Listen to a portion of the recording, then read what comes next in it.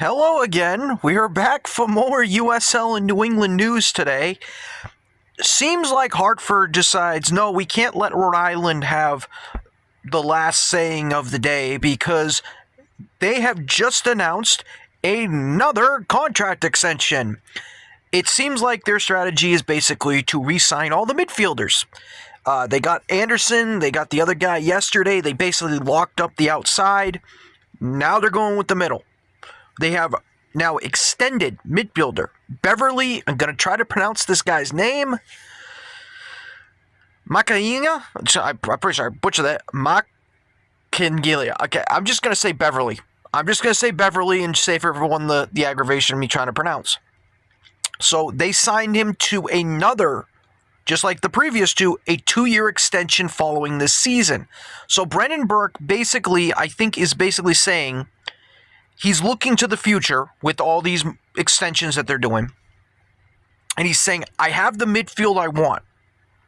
He probably wants to now go with the defenders and try to lock them up. It's his forward core that's been disappointing to him this year. So now they're going out, they're getting this, they've extended Beverly, who's been one of their best. And the reason why I put him in the defensive category with this compared to the other two is because he's put up 15 clearances, 10 interceptions, 43 duels won across 16 starts in the championship and the USL Cup. He has been a very good lockdown midfielder for them.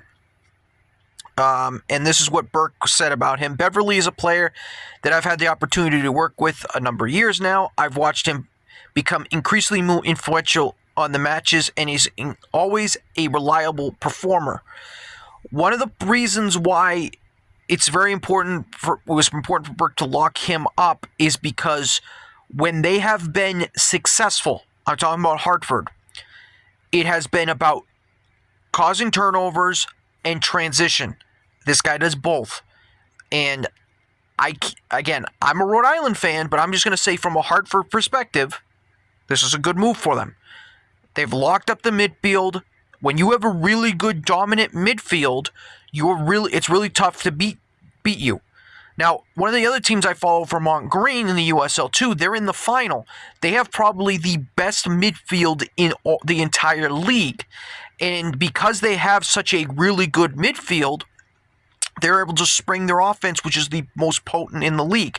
Now, imagine if Hartford had strikers and a forward core that could put the ball in the net with the defense that they have.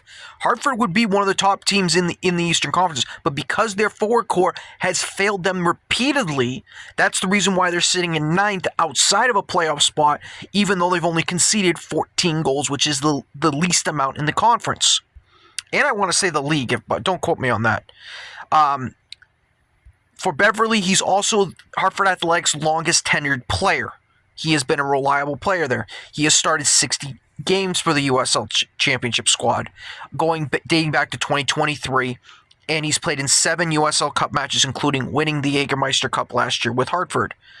And he's a native of the Democratic Republic of the Congo, so he's an international player, where he plays for, when he played for them, 3 goals and 2 assists.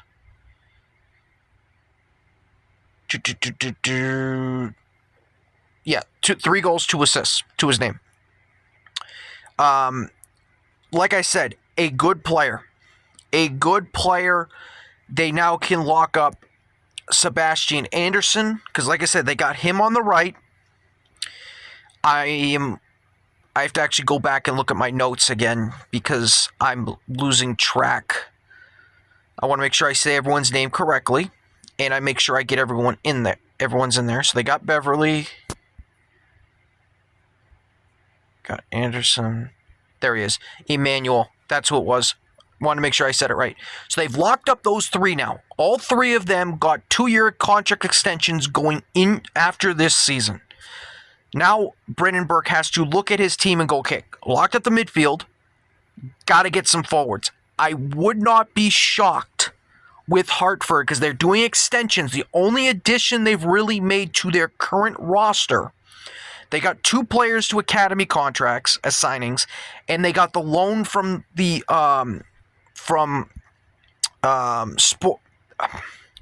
Sporting Lexington. I don't know why I couldn't say that. I think he could be something, but he's struggling to find his form, and that's why he was put on loan and given to Hartford. I could see Hartford making another move for a forward because they desperately need it. But for them, again, I will say a really good business decision to keep him around for another 2 years. Good job by Burke. Now they just need to figure out that offense.